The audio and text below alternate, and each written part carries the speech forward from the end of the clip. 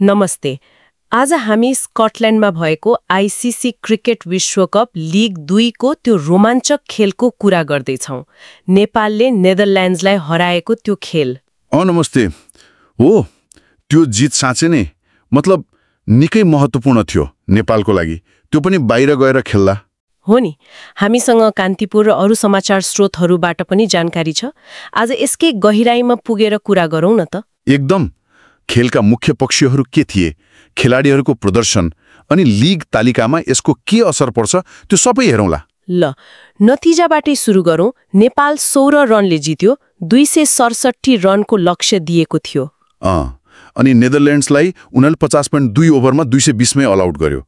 यो जितसँगै स्कटल्यान्ड सिरिजमा 4 मध्ये 3 जित भयो। त्यो त ठूलो कुरा हो नि, विदेशी भूमिमा यस्तो प्रदर्शन। हो, एकदम।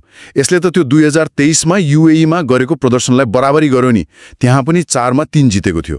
ए हो र? भनेपछि विदेशी भूमिमा लगातार राम्रो खेल्दैछ नेपालले। त्यस्तै देखिन्छ। अङ्क तालिकामा त अझै 7औं नै छ, 16 खेलमा 12 अङ्क। तर यो जितले आत्मविश्वास बढाउँछ। नेदरल्यान्ड्स त दोस्रो स्थानमा छ, 23 खेलमा 26 अङ्क। तर उनीहरूको यो लगातार चौथो हार हो है।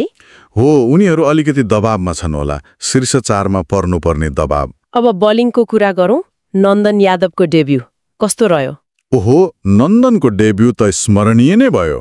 9 ओभरमा 1 मेडन राखेर 39 रन दिएर 3 विकेट। 3 विकेट, त्यो पनि डेब्यूमा।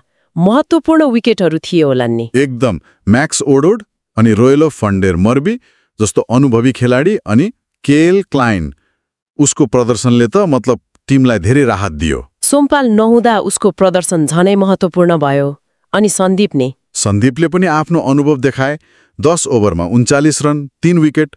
उनले पनि मध्यक्रममा राम्रो समाते। ललित राजवंशीको पनि कुरा गर्नै पर्छ। 10 ओभर 1 मेडन, जम्मा 29 रन दिएर 2 विकेट। कति किफायती बलिङ। अनि ललितले त रन नै दिएनन्, अनि महत्त्वपूर्ण विकेट पनि लिए।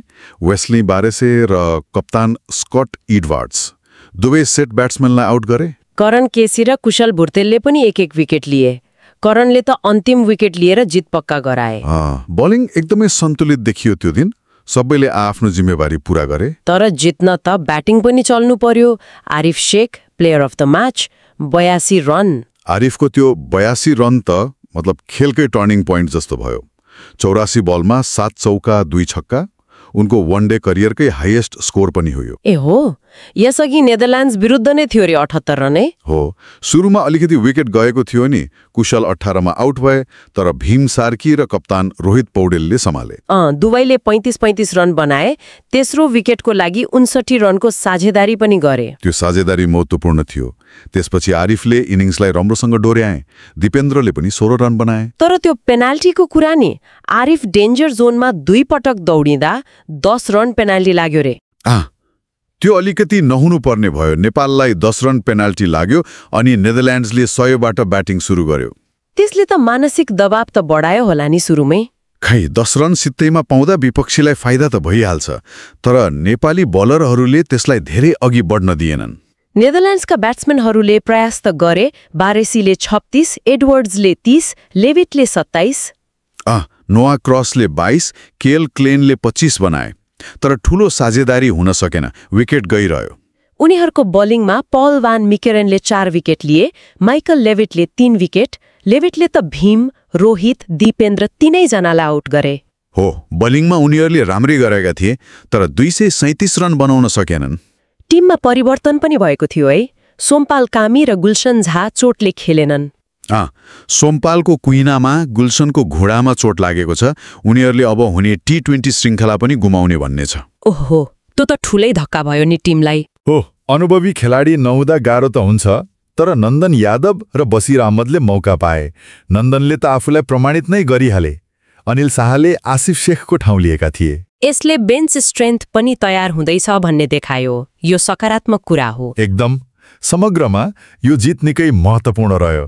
नन्दनको डेब्यू, आरिफको कीर्तिमानी ब्याटिङ, अनि विदेशी भूमिमा फेरि एक पटक त्यो कीर्तिमान बराबरी गर्नु। हो, लिग 2 मा अङ्क बढाउन र त्यो विश्वकप छनौटको आशालाई जीवित राख्न यो जितले ठूलो मद्दत गर्छ। खेलाडीहरूले दबावमा पनि राम्रो खेल्न सक्छन् भन्ने देखियो। विदेशी भूमिमा यसरी लगातार राम्रो गर्नुले टोली मानसिक रूपमा कति बलियो भएको छ भन्ने पनि देखाउँछ। अब सोच्नुपर्ने कुरा चाहिँ के छ भने मुख्य खेलाडीहरूको चोट र अब टी20 श्रृङ्खलाको चुनौती। यो लयलाई नेपालले कसरी निरन्तरता देला? हो, त्यो हेर्न रोचक हुनेछ। टी20 फरक फर्म्याट हो, चुनौतीहरू पनि फरक हुन्छन्। आशा गरौँ यो आत्मविश्वासले त्यहाँ पनि मद्दत गर्नेछ।